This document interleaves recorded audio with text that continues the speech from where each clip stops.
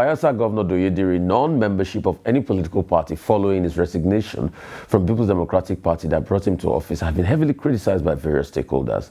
Diri has announced his resignation but did not indicate he will be moving to any political party, unlike some PDP governors who recently resigned from the party and moved to the ruling All Progressive Congress. People have questioned the constitutionality of his non-partisanship in any political party, insisting that the governor has lost the rights to remain in the party, in office. In contrast, others argue that the governor broke no law by joining any party immediately after resignation. So joining us now on the show to discuss the governor's resignation and his non-membership of any political party and the legal implication is Jacob Mark, former PDP National Legal Advisor. Great to have you, sir. It's good to have you on the show. My pleasure. Thank you so much. I mean, so sorry. My brain was just twisting on me because my brain has registered calling you Mark Jacob. So this Jacob Mark, so please forgive me. So good morning. Morning, welcome sir. to the morning sir. show. I want us to start with an argument, and this is my a priori in this argument. I'm going to lay out my a priori. What right does the PDP have to condemn Diri when there's been a lot of amphibious characters in the PDP? Today, he's a partyless or stateless politician. But we've had many amphibious characters in the PDP that can also be deemed as stateless. They're in the PDP, they're in bed with other people. And this has been the tribe of what the PDP has become. So my a priori to you today is, what effrontery does the PDP have to condemn Diri?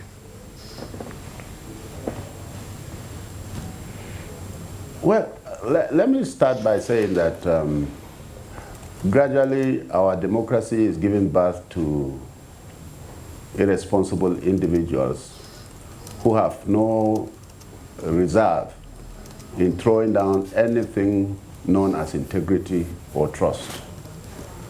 Gradually, the law and our courts and our institutions generally are being thrown to the dogs.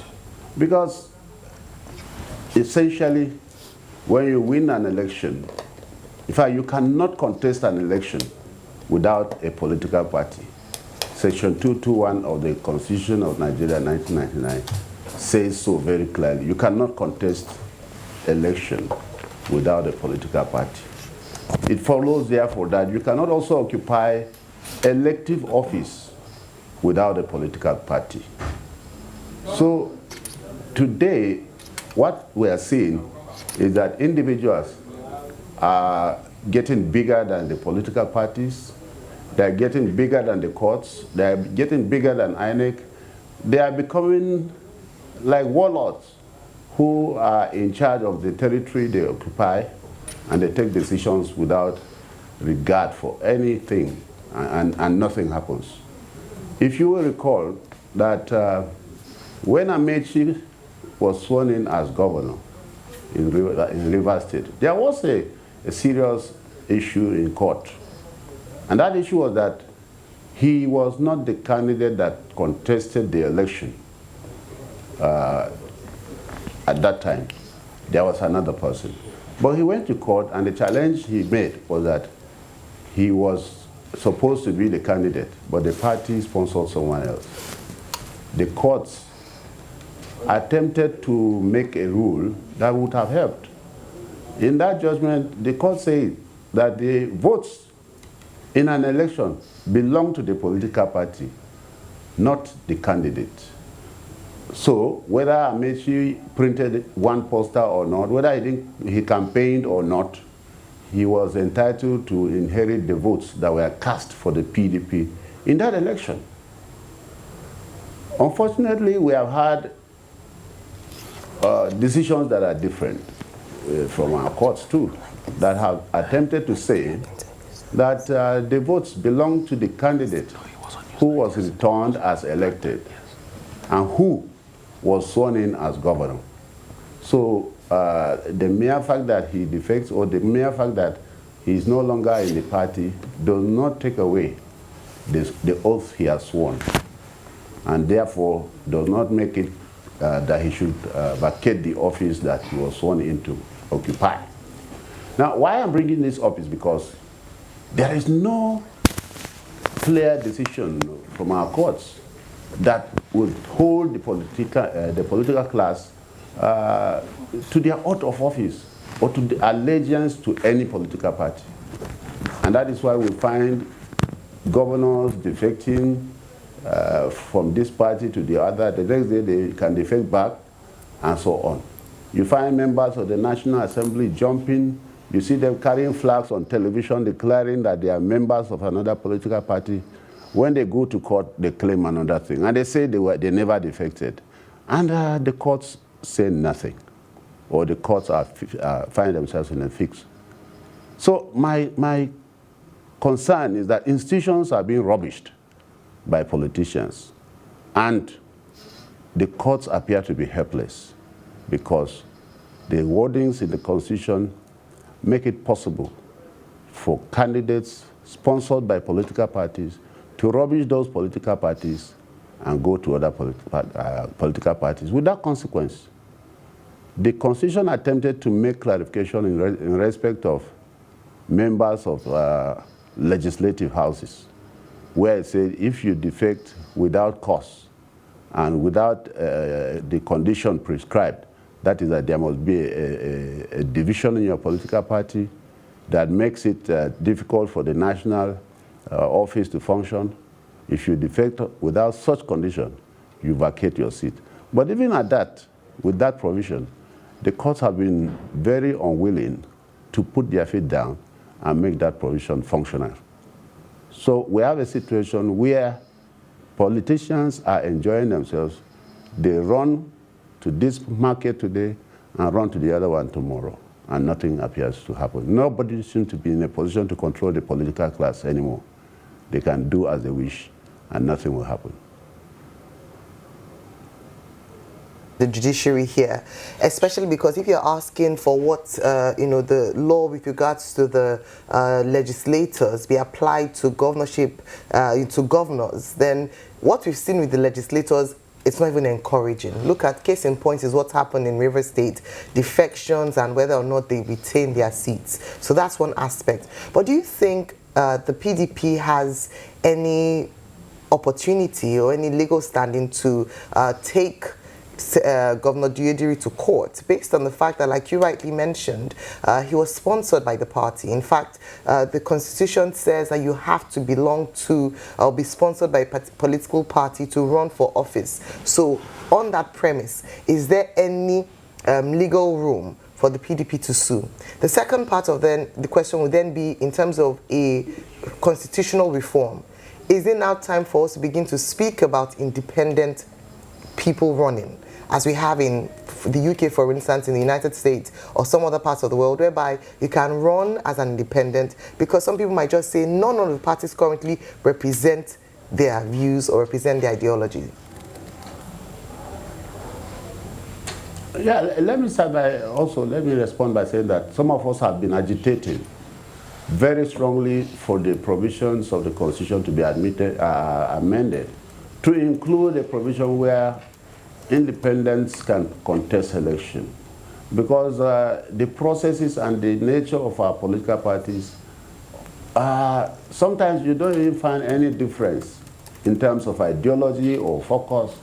They just look the same. And their operations appear to be the same. You have money, you can go and contest election.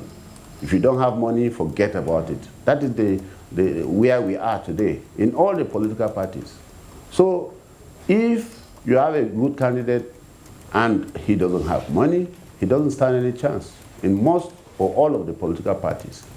The only way to take care of that and to make sure we can produce credible candidates is to have the independent candidature provision in the Constitution.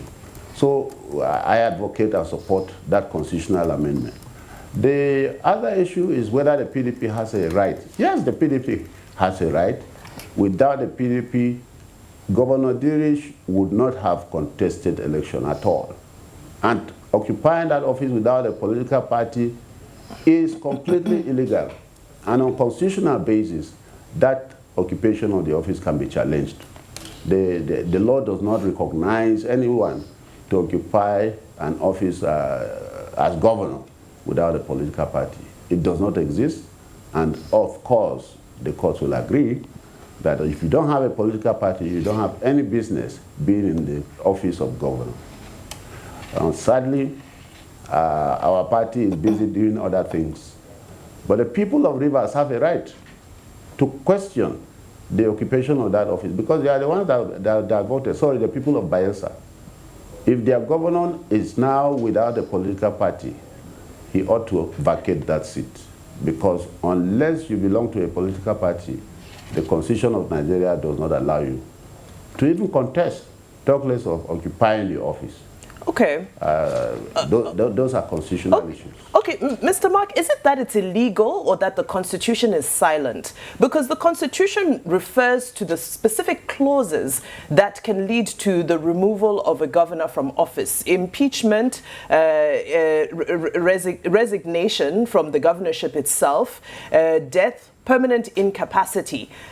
There's no clause about resigning from the party itself. If you would clarify on that. Then the other thing is, I appreciate that you've said that you're advocating for constitutional amendments and so forth, but this has been going on for a long time. And the question is, what are the PDP lawmakers doing?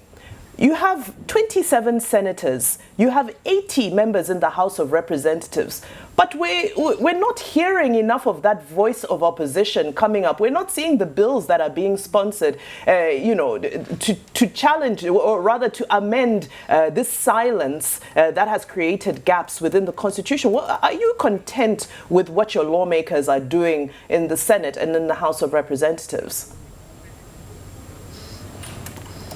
Look, no, the fundamentals, as far as occupying the seat of governor are concerned, include the fact that you must be a member of a political party to contest the election. To contest, but not to stay. So if the qualifying ingredients suddenly disappear, no, if you contested and suddenly what made you to become MD, for instance, of a company, if it is discovered that you never had a certificate, like some people have suddenly been shown they were minister and they were banding a wrong certificate or no certificate at all. Okay. But Mr. Mark, this is an assumption. So why are you not testing the law? This is an assumption. So it's a law that needs to be tested. It's an assumption. The law, no, it's not an assumption. Section 221 says before you contest election. That is the before. What about during office? The Constitution doesn't say that in black and white.